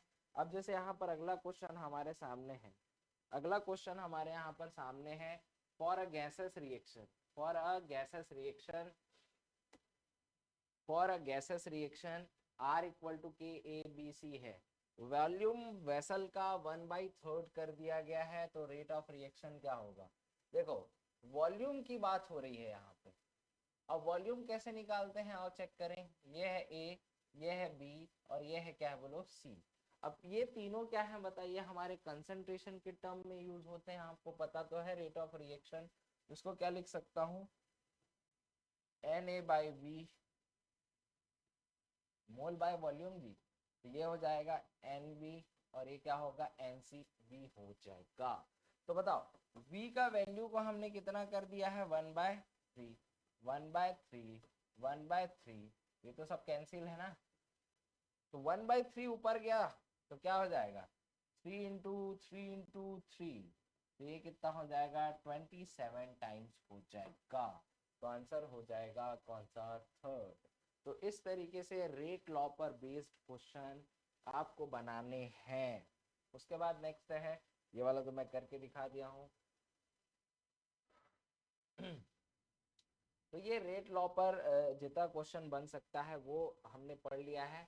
अब ये 1 मार्क्स का क्वेश्चन है जो बहुत ही इंपॉर्टेंट है, बहुत ही नहीं, इसको तो लिख लो, ये वाला क्वेश्चन एक ना एक सेट में तो आपके क्वेश्चन पूछा जाएगा। इसको तो लिख लो, इसको तो लिख लो, आपके चाहे CBSE बोर्ड का पेपर हो, चाहे आप CG बोर्ड का पेपर दे रहे हो, ये 2026 में एक क्वेश्चन यहाँ से पूछा जाएगा कि रेट कांस्टेंट का यूनिट कैसे निकालते हैं। तो उसके लिए एक ट्रिक याद रख लो, K equal to mole 1 minus m plus n, litre 1 m plus n minus 1 और सेकेंड इनवर्स, ये आपका मेन की पॉइंट है। अब यहाँ पर क्या कर लो, जैसे m प्लस एन का वैल्यू यदि क्या आता है बताओ, 1 आता है, तो हम उसे कौन सा ऑर्डर मानते हैं, फर्स्ट ऑर्डर मानते हैं। और फर्स्ट ऑर्डर में इसको अप्लाई कर दो, तो इसको अप्लाई कर देंगे तो क्या हो जाएगा बताओ, देखो यहाँ लिख दिया मोल, यहाँ लिख दिया लीटर, यहाँ लिख दिया क्या बताओ, सेकेंड इनवर्स लिख दिया। ठीक है, तो यहाँ पर से हमने इसको लिख दिया। अब बताओ, अब बताओ यहाँ पर से मोल में क्या लिखेंगे बताओ, फर्स्ट ऑर्डर है तो मैं यहाँ पर 1 माइनस 1 करूँ तो 0, 1 माइनस 1 करूँ तो 0, तो आंसर क्या आ गया बताओ, सेकेंड इनवर्स। क्या ये फर्स्ट ऑर्डर का यूनिट कांस्टेंट का क्या आ गया बताओ, यूनिट आ गया कि नहीं आ गया। हाँ चलिए और देखते हैं यहाँ पर, यदि यहाँ पर मेरे पास क्या आ गया, m प्लस एन का वैल्यू क्या आ रहा है बताओ, 2 आ रहा है, तो 2 के लिए मतलब सेकेंड ऑर्डर के लिए यहाँ पर क्या रखूंगा, 1 माइनस 2, 2 माइनस 1, तो आंसर क्या लिखूंगा देखो, यस मोल को क्या लिख दूं बताओ, मोल इनवर्स, इसको क्या लिखूं, लीटर, और ये क्या होगा, सेकेंड इनवर्स। तो ये इसका आंसर हो जाएगा, ये इसका आंसर हो जाएगा। ठीक है, ये इसका आंसर हो जाएगा। अब मुझे आप बताइए m plus n equal to 3 का आंसर क्या होगा।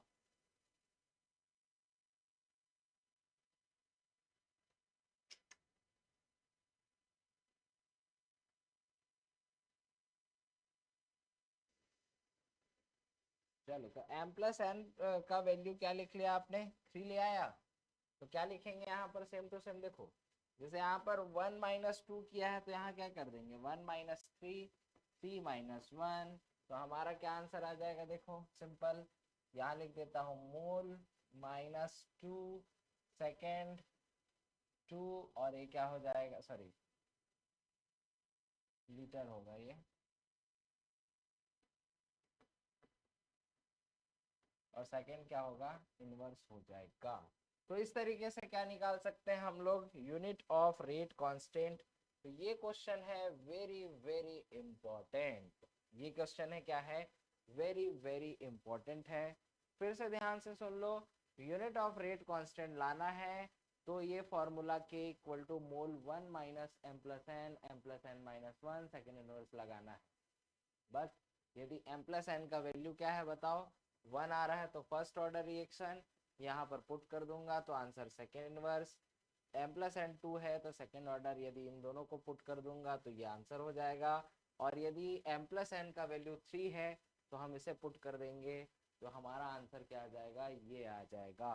तो ये यूनिट कांस्टेंट जो मैंने बनाया है, उसका यूनिट जो निकाल रेट कांस्टेंट है उसका यूनिट जो निकाला है, यहाँ से एक क्वेश्चन आपके बोर्ड एग्जाम में 100% एक क्वेश्चन पूछा जाएगा। अच्छे से कर लेना इस टॉपिक को।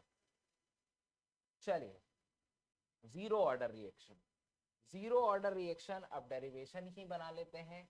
जीरो ऑर्डर रिएक्शन है उसे क्या कहते हैं। अब ये जो क्वेश्चन है वो तो बोर्ड एग्जाम के लिए बहुत ही इंपॉर्टेंट है, तो याद रखना, zero order reaction, zero order reaction क्या होता है, तो इसमें m का वैल्यू n का वैल्यू 0 होता है, तो एक रेट इक्वेशन में लिखता हूँ r a के रेस्पेक्ट में 0 और b के रेस्पेक्ट में 0।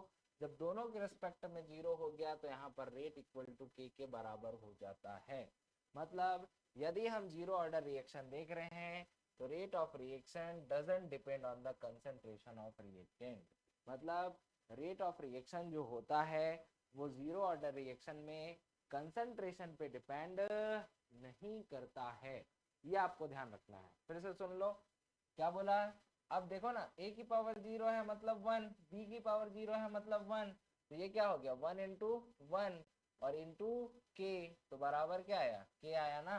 तो r इक्वल टू k है, मतलब यहाँ पर रेट ऑफ रिएक्शन और रेट कांस्टेंट बराबर होते हैं किस रिएक्शन में, फिर से सुनो, rate of reaction of rate of constant बराबर होते हैं किस रिएक्शन में? तो आंसर दे रहा है जीरो ऑर्डर रिएक्शन में। इसका डेरिवेशन बना लेते हैं, इसका डेरिवेशन बना लेते हैं जीरो ऑर्डर रिएक्शन के लिए। आर इक्वल टू इसको क्या लिखूंगा? के लिखूंगा। अब ये तो क्या है बताओ, इसको जीरो लिखेंगे ना। जैसे मैं इसको यहाँ से स्टार्ट करता हूँ तो ज्यादा समझ में आएगा आपको। क्वेश्चन आता है इसका इंटीग्रेटेड, क्या आता है बताओ? इंटीग्रेटेड रेट इक्वेशन करके बनाना होता है। तो आर इक्वल टू के, पहले रिएक्शन लिख लेते हैं, ए प्लस बी रिएक्शन सी, या फिर इसको ऐसे लिख दो ए रिएक्शन बी है। तो आर इक्वल टू क्या लिखूंगा? के ए की पावर, ये क्या हो जाएगी? जीरो। जब जीरो हो जाएगी तो आर इक्वल टू क्या हो जाएगा? के हो जाएगा। अब इसका इंटीग्रेटेड रेट इक्वेशन लिखना है, तो यहाँ पर मैं लिख सकता हूँ, क्या बताओ, d x by D t लिख सकता हूँ। ये d x by D t हो गया, ये के हो गया। अब क्या कर दूंगा? डी एक्स का वैल्यू लाएंगे, मतलब इस डी टी को इधर क्या कर देंगे? ट्रांसफर कर देंगे, और दोनों साइड क्या करा देंगे? इसका इंटीग्रेशन। क्या करा देंगे? इसका इंटीग्रेशन करा देंगे। तो जब इसका इंटीग्रेशन कराओगे dx का, तो क्या हो जाएगा? x हो जाएगा, k बाहर आ जाएगा ना, तो k बाहर आ जाएगा तो क्या हो जाएगा? dt, इंटीग्रेटेड dt क्या हो जाएगा बताओ? t, तो प्लस क्या हो जाएगा यहाँ पर? c। ये हो गया इक्वेशन नंबर फर्स्ट। क्या हो गया? Equation number first. ये 3 मार्क्स के लिए इंपॉर्टेंट कर लो, ये 3 मार्क्स के लिए इंपॉर्टेंट कर लो, ये क्वेश्चन वेरी वेरी इंपॉर्टेंट कर लो 3 मार्क्स के लिए, ठीक है। तो r equal to x equal to k t plus क्या हो गया बताओ? c हो गया। एक कंडीशन रखते हैं, क्या रखते हैं बताओ? कंडीशन। और वो कंडीशन क्या है? जब हम इसको लिखते हैं, इसको लिखने का तरीका है, तो आप लिखेंगे ए रिएक्शन क्या है? प्रोडक्ट है। टाइम इक्वल टू जीरो है तो इसका, और टाइम इक्वल टू टी है तो ए माइनस एक्स, और ये क्या है बताओ? एक्स है। तो जब हम लोगों ने t का वैल्यू क्या रखा है बताओ? जीरो रखा है, तो x का वैल्यू कितना आता है बताओ? जीरो आता है। जब t इक्वल टू जीरो है तो x इक्वल टू क्या होगा? जीरो होगा। तो गाइस यहाँ पे क्या लिख सकता हूँ इस इक्वेशन में? t का वैल्यू रख दूँ जीरो, तो k इंटू क्या होगा? Zero plus c। ए t का वैल्यू तो क्या हो गया? जीरो हो गया। तो उस टाइम x का वैल्यू भी क्या है बताओ? जीरो है। तो c का वैल्यू सीधा सीधा क्या आ गया? जीरो आ गया। इसका वैल्यू फिर से इक्वेशन 1 में हम क्या कर दिए? पुट कर दिए। तो 1 में पुट कर दिए तो यहाँ आंसर यहाँ पर, तो x इक्वल टू क्या हो गया बताओ? k इंटू क्या आ गया? t आ गया। तो ये है फर्स्ट जीरो ऑर्डर का इंटीग्रेटेड रेट इक्वेशन, ठीक है। ये है हमारा फर्स्ट ऑर्डर का, सॉरी जीरो ऑर्डर का इंटीग्रेटेड रेट इक्वेशन, जो हमें यहाँ पर ध्यान रखना है, ठीक। तो पहला ये है फर्स्ट ऑर्डर रिएक्शन का इंटीग्रेटेड रेट इक्वेशन है, जहाँ पर कुछ टर्म्स हैं जो आपको ध्यान रखने हैं। क्या क्या टर्म्स हमने लिखा है? जैसे ए लिखा ना, इनिशियल प्रेशर या कंसंट्रेशन किसका बताओ? रिएक्टेंट का। लाया ना फॉर्मूला। ए माइनस एक्स जो लिखा वो कंसंट्रेशन प्रेशर का रिएक्टेंट है, वो क्या है बताओ? आफ्टर टाइम टी है। और एक्स का वैल्यू क्या है बताओ? वो डिसोसिएट कंसंट्रेशन है, या फिर क्या है बताओ? प्रेशर है। तो ये हमारा जीरो ऑर्डर का क्या निकाल लिया हम लोगों ने? Integrated rate equation. इतना हमको लिखना है। अब इसका हाफ लाइफ पीरियड पूछा जाता है, पूरा अच्छी तरीके से इसे कर लेना। इसका क्या पूछा जाता है? हाफ लाइफ पीरियड पूछा जाता है। हाफ लाइफ पीरियड में क्या करेंगे बताओ? एक्स का वैल्यू जो होता है ना, उस एक्स के वैल्यू को हम लोग क्या मान लेते हैं? ए बाय टू। अब एक्स के वैल्यू को ए बाय टू मान लेते हो, तो बताओ फॉर्मूला क्या है हमारा? एक्स इक्वल टू, हम लोगों ने क्या लाया है फॉर्मूला? के इंटू क्या लाया है बताओ? टी लाया है। अब x का वैल्यू क्या लिख दिया भाई? a बाय टू लिख लिया, k t को हमने हाफ लाइफ कर लिया। अब हमको हाफ लाइफ लाना है, तो हाफ लाइफ लाएंगे तो के इधर आ जाएगा, तो ए बाई क्या हो जाएगा 2k हो जाएगा, और ए बाई 2k में यदि प्रोपोर्शनल हटा दूं, ए बाय 2k में यदि प्रोपोर्शनल हटा दें तो 1/2k है ना, तो डायरेक्ट प्रोपोर्शनल ये आ जाएगा। तो टी हाफ जो होता है वो क्या होता है 2/k, और यदि हाफ लाइफ पीरियड देखें तो वो किस पे डिपेंड करता है इनिशियल कंसंट्रेशन पे। किस पे डिपेंड करता है इनिशियल कंसंट्रेशन पे। तो ये स्टेटमेंट यदि आ जाता है तो उस पर वेरी वेरी इंपॉर्टेंट है, इसको आप लिख सकते हो। हाफ लाइफ मतलब इनिशियल कंसंट्रेशन का आधा। इनिशियल ए क्या है बताओ, ए यहाँ पर क्या है बताओ इनिशियल कंसंट्रेशन, और 2 लिखा हूँ वो क्या है बताओ आधा। तो हाफ लाइफ पीरियड क्या होता है इनिशियल कंसंट्रेशन का आधा ही कहलाता है हाफ लाइफ पीरियड, या अर्ध आयु काल भी बोलते हैं इसे। अब एक ग्राफ बना लेते हैं। अब यहाँ पर एक ग्राफ बना लेते हैं। देखो ग्राफ जितने भी हैं केमिकल काइनेटिक्स के, सुनो जितने भी ग्राफ हैं वो सारे के सारे ग्राफ किसको दिखाते हैं बताओ सिंपल लाइन इक्वेशन को। किसको दिखाते हैं सिंपल लाइन इक्वेशन को, मतलब y = mx + c। ये है सिंपल लाइन इक्वेशन। जितने भी ग्राफ हैं वो सब सिंपल लाइन इक्वेशन को दिखा रहे हैं। तो बताओ एक ग्राफ हमसे पूछेगा x versus t।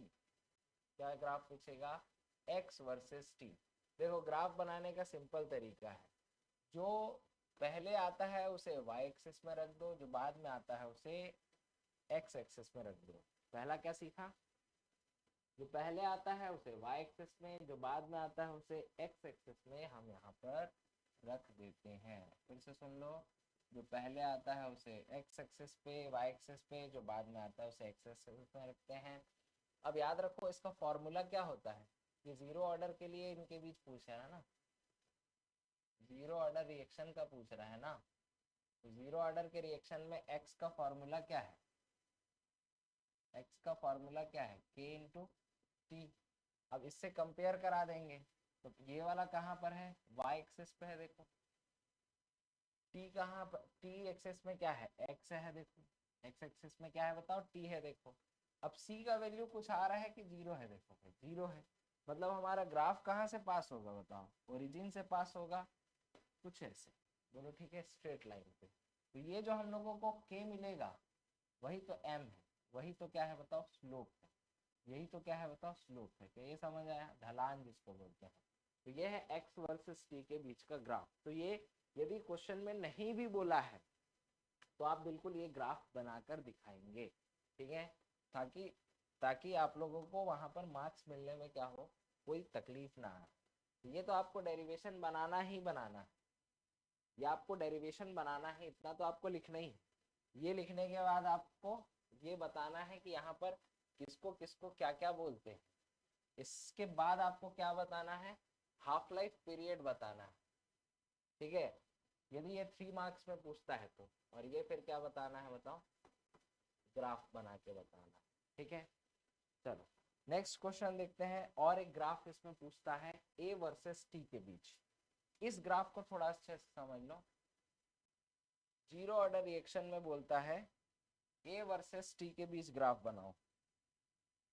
Zero order reaction में ए वर्सेस टी के बीच ग्राफ बनाओ। अब देखो ए वर्सेस टी के बीच ग्राफ कैसे बनेगा, ए वर्सेस टी के बीच हमको यहाँ पर ग्राफ बनाना है। तो जो पहले आएगा उसे y एक्सिस पे, और जो बाद में आएगा उसे x एक्सिस पे। a मतलब a minus x equal to क्या है बताओ a minus x, a minus x. अब देखो जीरो ऑर्डर बोला है तो x का वैल्यू क्या है बताओ k और t है, k और t है कि x और t, kt। तो बताओ अब हमको चाहिए क्या मैं इसको ऐसे लिख सकता हूँ क्या, यस लिख सकते हैं। तो यहाँ पर से क्या हो जाएगा, y equal to m x plus क्या हो जाएगा बताओ, ये c हो जाएगा। ठीक है, तो y एक्सिस पे क्या है बताओ, a है, x एक्सिस पे क्या है बताओ, t है। अब देखो a का वैल्यू 0 नहीं है, a का मतलब c का वैल्यू 0 नहीं है, कुछ ना कुछ है। तो ग्राफ हमारा क्या होगा बताओ, ओरिजिन से तो पास नहीं होगा, यहाँ से c का वैल्यू 0 रहता तब ग्राफ हमारा यहाँ से पास होता। तो हमको देखना पड़ेगा ये m का वैल्यू क्या है, देखो माइनस के है, तो ग्राफ पॉजिटिव तो नहीं है, तो हमारा वैल्यू क्या होगा, यहाँ से पास हो जाएगा डाउन।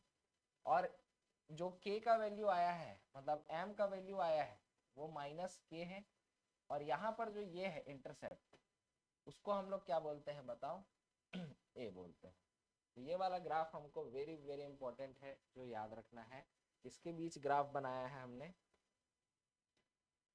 ए वर्सेस टी के बीच हमने यहाँ पर ग्राफ बनाया है। ये पॉइंट अच्छे से ध्यान रखना है कि हमने ग्राफ किसके बीच बनाया है।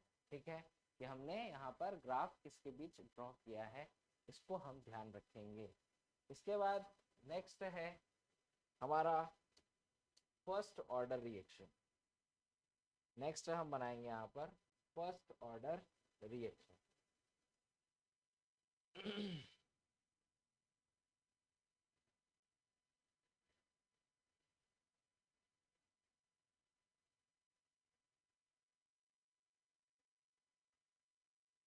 चलो, तो फर्स्ट ऑर्डर रिएक्शन का अब हम यहाँ पर चर्चा कर रहे हैं कि फर्स्ट ऑर्डर रिएक्शन किसको बोलते हैं।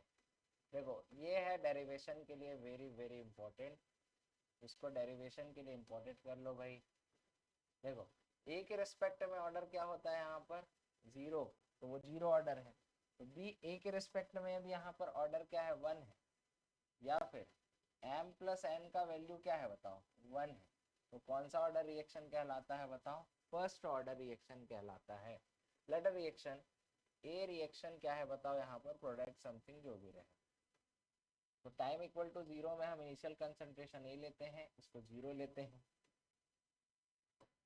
टाइम इक्वल टू कुछ गुजर जाए तो डिसोशिएट एक्स होता है, ये एक्स बनता है।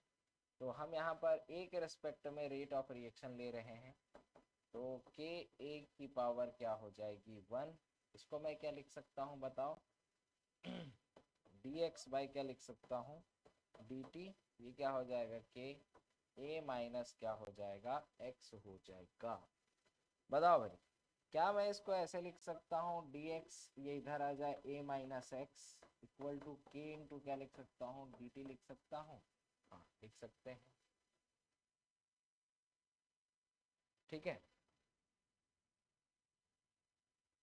यहाँ पर से यहाँ तक समझ आया फर्स्ट हम लोग को, तो इतना लिखना है। अब इसके बाद हम दोनों को कौन सा रिएक्शन है बताओ, इंटीग्रेटेड रेट इक्वेशन है। तो दोनों साइड क्या कराना है, इसका इंटीग्रेशन। तो के बाहर आ जाएगा, तो मैं इसको क्या लिख सकता हूँ बताओ, डी एक्स ए माइनस क्या होगा, एक्स के, ये क्या हो गया, डी और टी हो गया। बोलो ठीक है। तो इसको हम लोग लिख सकते हैं, इसका इंटीग्रेशन कराते हैं, तो हमको एक छोटा सा पॉइंट पता होना चाहिए कि इसे मैं लिखना चाहूँ तो a बाई क्या होता है, x, और ये क्या होता है बताओ, dx। तो ये होता है ln x, फॉर्मूला है, ये आपको पता होगा।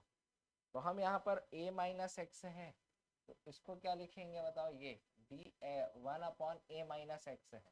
तो यहाँ पर क्या लिखूंगा बताओ इसको, ln a माइनस क्या लिखूंगा बताओ, x, क्योंकि यहाँ पर वन अपॉन एक्स, इस वन अपॉन एक्स के जगह पे क्या है, a माइनस एक्स है, तो a माइनस एक्स है, तो ये क्या है, ln x है, तो क्या होगा, ln a माइनस एक्स है। अब x वेरिएबल है, सामने माइनस है, तो यहाँ पे क्या लग जाता है, माइनस k, और ये t प्लस क्या होगा, c। इक्वेशन नंबर क्या हो गया, ये हमारा फर्स्ट हो जाएगा। अब ध्यान से देखेंगे, एक कंडीशन रखते हैं आप, जैसे वहां पे रखे थे, जब टाइम क्या रखा था, जीरो, तो x का वैल्यू क्या था बताओ, जीरो। टाइम का वैल्यू था जब जीरो, तो x का वैल्यू था जीरो। इसको हम इक्वेशन नंबर कहाँ लगाते हैं बताओ, फर्स्ट में लगा देते हैं। अब इक्वेशन नंबर फर्स्ट में लगा दोगे तो minus L N a minus x करेंगे। अब ए माइनस एक्स करोगे तो क्या हो जाएगा, जीरो, ये के जीरो प्लस सी, तो सी का वैल्यू आपको दिख रहा है माइनस एल एन ए। बोलो ये समझ आएगा। सी का वैल्यू क्या ले आया हमने, माइनस एल एन, क्या ले आया बोलो, ए ले आया है। अब सी का value minus L N A ले आया है, तो अब इसको हम कैसे सॉल्व करेंगे बताओ। इक्वेशन नंबर फर्स्ट वन में इसको पुट कर देंगे सी के वैल्यू को, तो सी के वैल्यू को पुट कर दो तो क्या हो जाएगा, आ रहा है, तो ये क्या हो जाएगा, इसको एक में आप क्या कर दोगे बताओ, पुट कर देंगे तो क्या हो जाएगा बताओ। ये लिख देंगे बताओ माइनस एल एन ए।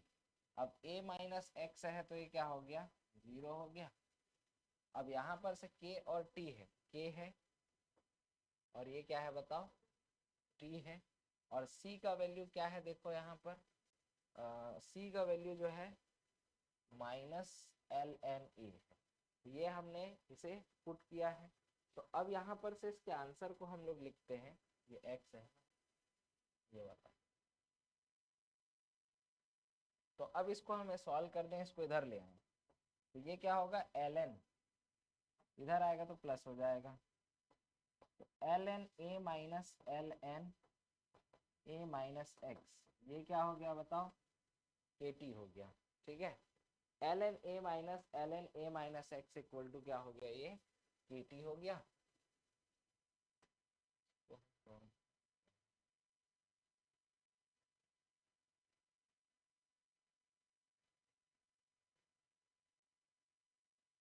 अब इसके नेक्स्ट स्टेप पे देखो, ये फॉर्मूला है, हम लोगों ने एक फॉर्मूला पढ़ा होगा, log m by n, log m minus क्या होता है, log m। जैसे ये log m बाई n है ना, तो क्या देखो ना, ये वही फॉर्मूले को दिखा रहा है कि नहीं दिखा रहा है, यस दिखा रहा है। तो इसको हम उस रूप में लिख देते हैं, कैसे रूप में, l N a upon a minus x, और ये हो जाएगा हमारा के इंटू टी। लिख दिया मैंने, बोलो ठीक है, ठीक है। अब इसको क्या कर देते हैं बताओ, अब इसको क्या कर दिया हमने, लॉग में बदल दिया। तो लॉग में बदलने के लिए 2.303 लॉग ए अपॉन क्या हो गया, A minus x, A minus x equal to k t. अब के का वैल्यू रख दिया 2.303, ये बाई क्या हो गया टी, लॉग ए अपॉन क्या बन गया, ए माइनस एक्स। ये बन गया फर्स्ट ऑर्डर रिएक्शन का इंटीग्रेटेड रेट इक्वेशन, समाकलित दर समीकरण। आपको वही बताना रहता है कि यहाँ पर ए को क्या बोलते हैं, ए माइनस एक्स को क्या बोलते हैं। तो ये आपका दो लाइन आपको लिखना ही है, जैसे कि यहाँ पर आपको बताया गया है इसके पहले वाले पॉइंट पे। हाँ, यहाँ पे ये क्या है पूछेगा, ये तो हमारा फॉर्मूला बना ना, ये जो हमारा फॉर्मूला बन गया है, तो ये क्या है यहाँ पर बताओ, इनिशियल कंसंट्रेशन, प्रेशर, या फिर, अब देखो ये रेट नहीं है ना, एक बात याद रखो, रेट में सिर्फ कंसंट्रेशन और प्रेशर रहता था। अब यहाँ पर ऑर्डर निकाल रहे हैं, तो ऑर्डर निकाल रहे हो तो ये क्या है बताओ, concentration, pressure, mole, volume, number of molecule, weight, angle of rotation, कुछ भी हो सकता है। ठीक है, A minus x after time t, initial concentration, ये टाइम बाद, ये pressure, mole, volume, number of molecule, weight, angle of rotation, ये कुछ भी हो सकता है। आपको देगा कि इसका वैल्यू इतना है, इसका वैल्यू इतना है, तो आप कुछ भी उसमें रख सकते हैं, लेकिन ये जो है वो वेरी वेरी इंपॉर्टेंट है। अब इसके बाद नेक्स्ट आता है हाफ लाइफ पीरियड, इसका क्या निकालना रहता है, हाफ लाइफ। देखो हाफ लाइफ में क्या करते हैं, जो इनिशियल कंसंट्रेशन है उसका हम क्या कर देते हैं, आधा। अब ये जो फॉर्मूला होता है 2.303 टी लॉग ए अपॉन क्या लिखते हैं बताओ, ए minus x.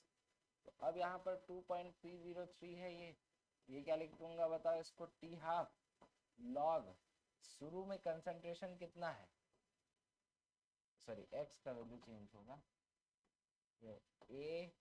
A minus A bye 2 कर देंगे। देखो तो इसको हम लोग सॉल्व करें तो टी हाफ 2.303 बाय के लॉग, अभी देखो 2a माइनस ए, तो ए बाय 2, तो ए से ए कट जाएगा, 2 पर चल देगा तो log 2 हो जाएगा। ठीक है, log 2 का वैल्यू होता है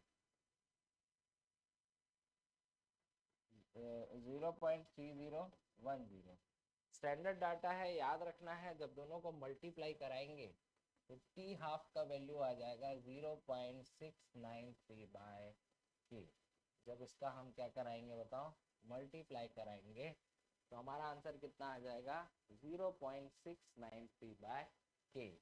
मतलब यहाँ पर से जो टी हाफ है वो इनिशियल कंसंट्रेशन पे डिपेंड नहीं करता है। ये स्टेटमेंट वाले क्वेश्चन है